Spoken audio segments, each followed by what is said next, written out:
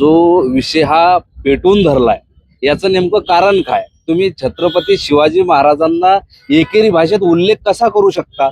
त्या प्रकाशकानं भाऊ त्यांच्यासोबत बोलल्यानंतर त्याचं एकच काम होतं की भाऊ तुम्ही जे बोलताय हे मला सुद्धा मान्य आहे आणि याबद्दल आम्ही काय करायचं ते तेवढी कारवाई करू, असं त्याने एक शब्द बोलला असं एवढा विषय वाढायचं कारण नव्हतं. पण त्यानं मुद्दामून बोलून बोलून भाऊला डिवचण्याचा प्रयत्न केला. ठीक आहे, त्याच्यामध्ये शिवीगाळ झाली, परंतु भाऊनं त्याबद्दल दिलगिरी सुद्धा व्यक्त केली आहे. तो विषय तिथं संपलेला आहे. परंतु आज काही राजकीय शक्ती ज्या आहेत तर यांना हे प्रकरण वाढवायचं, हे प्रकरण मोठं करायचंय. मग आता जे काही लोक हे काम करतायत, मग याचा अर्थ असा घ्यायचा का की त्यांना छत्रपती शिवाजी महाराजांबद्दल एकेरी भाषेत उल्लेख केलेला चालतो असा त्याचा अर्थ आम्ही घ्यायचा का?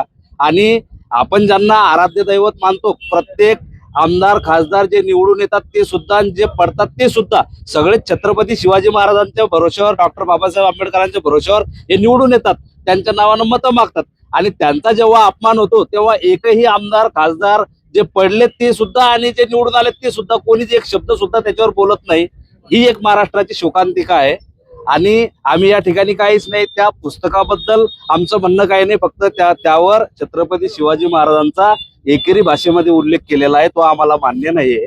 तुम्ही इथे येऊन पुस्तकाचं वाचन करताय, अशा कोणत्याच गोष्टीचं वाचन सहन केल्या जाणार नाही की जे छत्रपती शिवाजी महाराजांचा त्याच्यामध्ये अपमान होईल.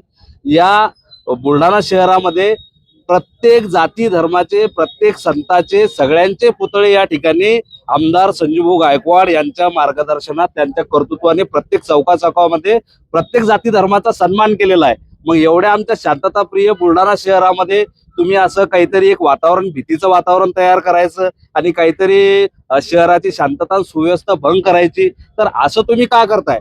आदरणीय रोहितदादा पवारांना मी तुमच्या माध्यमातून हे सांगू इच्छितो, जेव्हा तुम्ही अजितदादांसाठी आणि तुमच्या काकांसाठी जेव्हा तुम्ही लढताय आणि जे तुम्ही संघर्ष करताय, तर त्याच्याबद्दल आमच्या सुद्धा मनामध्ये ती हळहळ आहे तुमच्यासाठी. अजितदादा स्वातीन सुद्धा आमची तीच हळहळ आहे. परंतु आता तुम्ही असे काही काम आहे की जे लोक समाजाच्या भावना भडकवून काहीतरी कुठंतरी वातावरण खराब होईल असं तुम्ही त्या गोष्टीचं समर्थन करताय, तर त्यासाठी आम्हाला या गोष्टीची काळजी वाटते. आम्ही तुमचा यथोचित सत्कारच करू, परंतु फक्त आमचं एवढंच तुम्हाला हात जोडून अशी विनंती आहे की छत्रपती शिवाजी महाराजांचा अपमान आम्ही कदापि सहन करणार नाही, याची तुम्ही सुद्धा काळजी घ्या, तुमची सुद्धा जबाबदारी आहे. पोलिसांची जी जबाबदारी आहे, त्यांना जे यथोचित योग्य वाटते ते त्या दृष्टीने कारवाई करतायत. पोलीस आपल्या संरक्षणासाठीच असतात, म्हणून त्यांनी काही कारवाई करतायत तर ते काही मुद्दामून कशाची कारवाई करत नाहीत. ते त्यांच्या पद्धतीने त्यांना जे शहरासाठी योग्य, आपल्या सुरक्षेसाठी योग्य आहे ते कारवाई करतायत आणि त्या पद्धतीने ते समोर चालतायत. आमचं त्यांना संपूर्ण सहकार्य आहे.